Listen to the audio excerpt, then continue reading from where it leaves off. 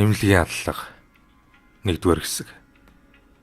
Сталины үеийн хилмигдэл дуртан өөрийн овсгоо залиар эсэмэнд гарсан 1924 онд дотоод яамны эдийн засгийн удирдах газрын орлогч дарга хүртэл албан тушаалд дэвшин ажиллаж Испанийн дайнд оролцож явсан хардад сэрдэгдсэний учраа амь насанд тосолтой янз бүрийн ажил албанд тохон томилогдож байсан. Сүүлд Америкийн нэгдсэн улсад цагаачилсан иргэн зохиолч Александр Орловын бичсэн Сталины үйлдсэн гэмт хэргийн нууц дүүх гэдэг номноос хэсэгчлэн сэтгүүлд нийтэлжээ. Пролетарын их зохиолч хэмээн өргөмжлөгдсөн Максим Горькийн амнаас хэрхэн хорлогдсон тухай Горькийн үхэл эмнэлгийн аллага гэсэг бүлгийг товчлон орчууллаа. Сталины гар хөл болсон тэр үед нам төрийн өндөр албан тушаалд ажиллаж байсан Яникус улсыг аюулаас хамгаалах ерөнхий комиссар гэдэг маршалтай энэ зэрэгцэх зиндааны цол хэргэм хувцсны тусгай загвар гаргуулж байсан Ягода гэгч ялт этгээдүүдийн бузар хэргийг илчлэн үзүүлжээ. 1934-өөс 36 оны хооронд болсон зөвлөлт холбоот улсын коммунист намын улс төрийн төвчооны гишүүн Кубишв, эдийн засгийн удирдах газрын дарга байсан Менжинский болон зохиолч Максим Горький, түүний хүү Максим Пешков нарын үхлийн учир шалтгаан битүүлэг холбоотой ажээ. Хэдий бээр Горький засгийн газрын гишүүн биш байсан ч гэлээ. Тэдний үхлээр аллах хядлагын нууц хуйлдаа надалтлан хүн алсан хэмээн гүтгэгдсэн эмч нарын эсрэг ард түмнийг торхирон босгох арга хэрэгжилжээ. Кубишв, Менжинский, Горький нарыг тэр нэр цуд гарсан 66 настай профессор Плетнев, Кремлийн эмнэлгийн удирдах газрын ерөнхий зөвлөх эмч Левин, Москва даяар амтахгүй мэдэх Казаков нар эмчилж байлаа. Сталин Ежовтай харилцан тохиролцоод тэр гурвыг дотоод яамны ардын комиссарын газрын мөрдөн байсан агштын гарт өгч хуйлдаан толгойлогчдын шаардлага шахалтаар Кубишв, Менжинский, Горький нарыг буруу эмчлэн үхэлд хүргэсэн гэдгийг хүлээлгэсэн байна. Эмчнэр хөөрхийс намын гишүүн бусдул намын сахилга бат худал хоромгийн диалектикт суралцаагүй ажээ. Тэд хөрөнгөтний үеэ өнгөрөөсөн ёс суртахуунаа улс төрийн төвчооны хууль зарлагаас дээгүүртүүлсэн битгий хөнөө бүх худал мэдүүлгэсэн зарчим барьж байлаа. Тэд шүүх хурал дээр үнэхээр хийгээгүй хэрэг болох эмчлүүлж багстаа алаагүй гэж мэдүүлж болох байсан боловч тэгж зүрхлээгүй юм. Ешүү эхлээд тэдний нэгтээ хатуу тооцоо хийгээд түүний мэдүүлгийг үндэслэн бусдад нь дарамт үзүүлэхээр тооцжээ. Тэр зөвлөлтийн хэд хэдэн эмнэлгийн байгууллага түүний нэрээр нэрлэгдэх болсон нэрд гарсан зүрх судасны эмч профессор Плетневийг сонгон авлаа. Ешүү бузар санаагаа хэрэгжүүлэхийн үүднээс унгах аргаа урьдчилан боловсруулжээ. Дотоод яамны ардын комиссарийнхны гадаадын харьяат хүмүүсийг өөртөө татдаг үндсэн арга болох архитан цогтууралтыг далимдуулан хүүхэн илгээдэг аргыг сонгон өвгөн профессор руу эмчлүүлэгчийн дүрээр залуу хүүхэн илгээжээ. Профессор дээр 2-3 очсны дараа Плетнев 3 жилийн өмнө түүний гэртээ аваачин эдэлж хэрглэж байгаад Тэчангу ордос хөдлөн түүн рүү дайрч цээжийг ноцож өнгөлсөн хэмээн цуу дарааж хууль хянах газарт гомдол мэдүүлжээ. Дотоод яамнаас илчилгээсэн гэж огт зүүдлээгүй Плетнев тийм замаар хүний нэр хүндийг гутаадгийг мэдэхгүй байлаа. Хүнд байдалд орсон профессор тэр хүүхнээс солиотой үйлдэлээ үүсгэсэн тайлбар гаргахыг шаардсан боловч өөрийн гүтгэлгийг улам лавшрууллаа. Профессор өөрийн эмчилж байсан засгийн газрын гишүүд эхнэр ба хүүхдийг нь үхлээс аварч байсан томчуулт хандан загтал өчжээ.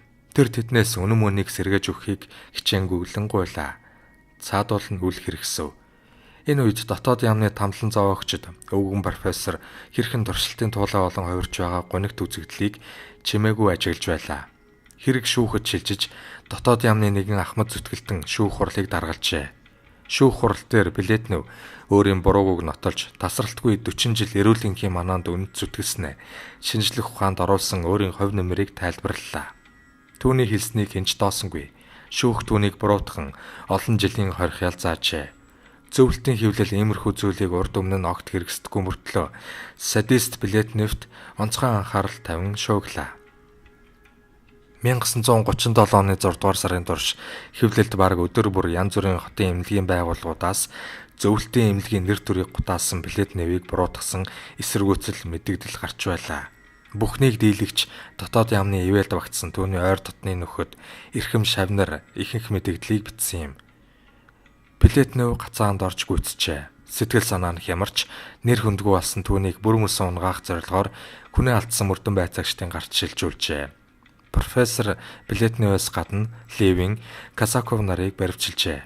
Левин Кремлийн эмнэлгийн газрын ерөнхий эмч байсан. Тэр засгийн газрын гишүүдийн эрүүл мэндийг гардан хариуцдаг байжээ. Сталины туслах Ягодын зохион байгуулсан эмнэлгийн аллагын хэргийн гэмт буруутныг урьдчилан тогтоож, Плетнев, Казаков нарыг Левиний хамтран зүтгэгчид болгожээ. Доктор Левин 70 орчим настай өвгөн хүн. Тэр олон хүүхэдтэй ач зээгээр өнөр өтгөн болохоор тэднийг дотоодын яамны барьцаанд үлдээхийг хүсээгүй байна. Тэднийхээ хувь заяаны төлөө өөрийгөө золиослон засаг дүрд хэрэгтэй ямар ч мэдүүлэг өгөхөд бэлэн байлаа.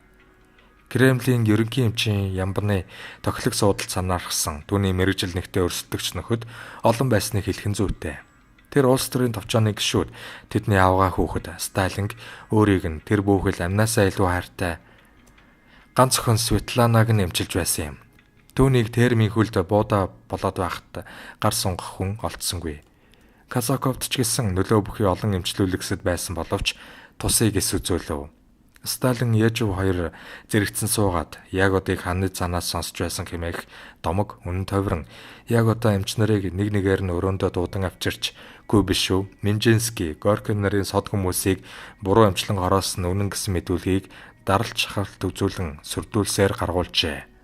Нэр хүндтэй гурван эмчийг эвүүдгэх нь өөрсдийн хийсэн бузар нүглийг ард түмнээс нууж далдлах гэсэн чигшүүр товилдаан байлаа. Энэхүү хардлага сэрдлэгийн зүүн бэлгийн түүхээс хамгийн сонирхолтой нь Горькийн үхэлтэй холбон Сталины авиаслаг зохион байгуулан төөрөвсөн гажуудлын домог юм. Троцкий, Зиновьевын бүлгийнхэн Горькийн амнасыг хорлсон нь тэдэнд дургуутсах ард түмний уур хилнэг дэврэгхээс гадна Сталинд өөрийн хувийн байр сууриа бэхжүүлэхэд онцгой нөлөөтэй байлаа. Горький бол авгаа их нэгүүлсэнгүй үзэлтэн Сталины шадар нөхөр байсан болохоор түүний хороосон дайснуудыг үл өршөөхийн үүднээс Москвагийн үйл хэргийг зохион байгуулагч хэмээх гэм зэмгүй олон хүнийг хайр найргүй устгасан юм. Сталинд энэч багт нь тэр Горькийг өөрийн хамгийн дотны найз нөхөр Сталин ч улс төрийн бодлогыг хамгаалагч болгохоор улаарын хөөцөлдөжээ. Энэ явдал Москвагийн 3 дугаар үйл явдал хэмээн нэрлсэн шүүгдэгчдийн хэрэгэ хүлээсэн мэдүүлгээс тодорхой харагдана.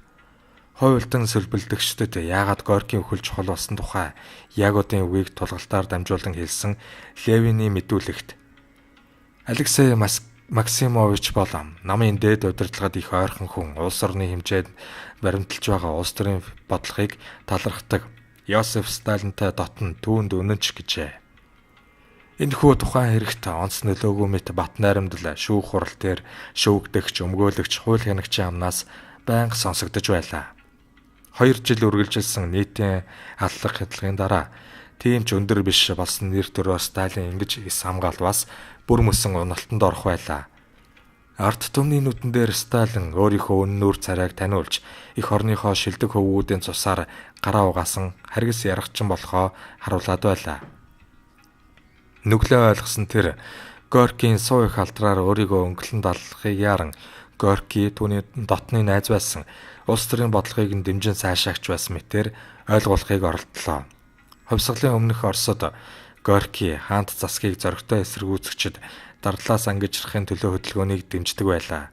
Цаашид тэр Ленинтэй хувийн харилцаатай нөхөр нь байсан ч гэлээ хувьсгалын эхний жилүүдэд түүн рүү ширүүн давшилж өөрийн эрхлэн гаргаж байсан шинэ амьдрал сониндоо хуучин засгийн хүмүүсийг хамгаалан улааныхны явуулж байсан аллах хэтлагыг шүүх хэрэгтэй гэж бичиж байжээ. Горькийг насан өөд болтол удаан хугацааны турш Сталин өөрийн улс төрийн бодлогын хамсаатан болгох оролдлого хийсэн байна. Горькийн хэнд ч худалдагдахгүй зам чанар бүхэнд илэрхий байтал хэрн горьдлого тасрахгүй байв. Сталин ерөөсөө хүний хэнд ч үл худалдагдах чанар байдаг гэдэгт огт итгэдэггүй байлаа. Дотоод яамд алба хашдаг өөрийн ажилтнуудаа үл худалдагдах хүн гэж байдаггүй. Харин хүн бүр өөрийн өртөгтэйг мөрдлөг болгохыг сургадаг байжээ. Гүн ухааны энэхүү сургаалаа удирдлага болгон тэр Горькийг эргүүлдэж эхэллээ. 1928 онд намын төв хороо санаачлан Горькийг зөвлөлт холбоот улсад буцаан ирүүлэх орлого хийсэн байна. Уг урайлгийн шахалтаар Горький Москвад эргэн иржээ. Энэ цагаас эхлэн Сталины арга маягт оруулах албадлагын хөтөлбөрийг хэрэгжүүлж эхэлжээ. Москва хотноо түүнд зориулан орд харш гарган өгч Москвагийн орчин ба Кремлд хачин тохилог 2 сэрүүн лаврын төхөөрөмжилжээ. Зохиолч ба түүний гэр бүлийг Сталин болон улс төрийн товчооны гишүүдийн нэгэн адил шаардлагатай бүх зүйлээр тусгайлан хангах зааварчилгаа өгчээ. Крем рүү болоод гадаадад явхад нь зориулан төмөр замын тусгай вагон гаргалаа. Сталинаас зааварчилгаа авсан Ягода Горкийн жижиг боловч эрэлт хүсэлтийг ёсчлон биелүүлэхийг чармаах боллоо. Түүний дуртай цэцгийг гадаадаас авчруулан Сэрүүн лаврингийн эргэн тойронд тарж ургууллаа. Тэр Египтэд захиалгаар үйлдвэрлэсэн чамин янжуур татна. Түүний хүсэлтийг ёсоор болгож хэрэгтэй номыг нь аль ч орноос хамаагүй авчирч өгнө.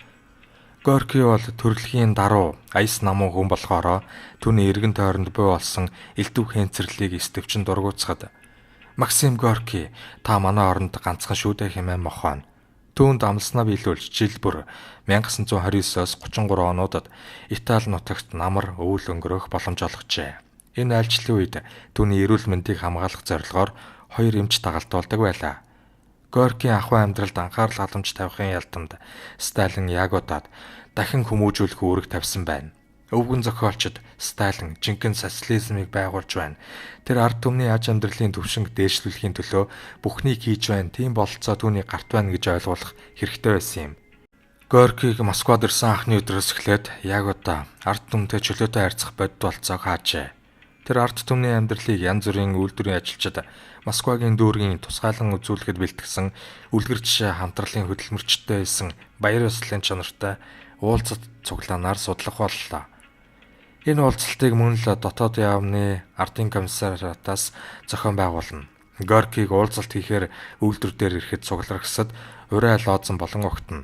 Тусгайлан зэгсэн хүмүүс үг хэлж зөвлөлтийн ажилчдын жаргалант амьдрал, хөдөлмөрчин олонний соёл боловсролын салбарт гарсан авгаа их олд амжилтын талаар илтгэнэ. Орон нутгийн намын хороодын удирдагчид ажилчаа ангийн шалгарсан анд нөхөд Горки Сталин нарын суу алдар бадар тухай ураа хэмээн тунхаглана. Ягода ажлын өдрүүдэд хувийн ажиглалт дүгнэлт хийх сул цаг хугацаа олохгүй төлөө хичээн зүтгэнэ. Гадаадын зочдыг үйлчлэх газрын хөтөч улс орныхоо хамгийн сайн сайхан юм үзүүлэн тайлбарлах лугаа түүнийг жуулчлуулна. Москвагийн дүүрэгт байгуулсан Большв ба Либерцийн судлагдсан хоригдлууд ажилтдаг хоёр хамтрал түүний анхаарлыг их татж байлаа. Тэд Горкиг нэжигэнтэл алга ташин угтаж уртаас бэлтгэсэн үг хэлж шударга ариун үйлсийн төлөө эх орондоо эргэж ирсэнд баяр хүргэн Горки Сталин хоёрт гүн талархал илэрхийлж байлаа.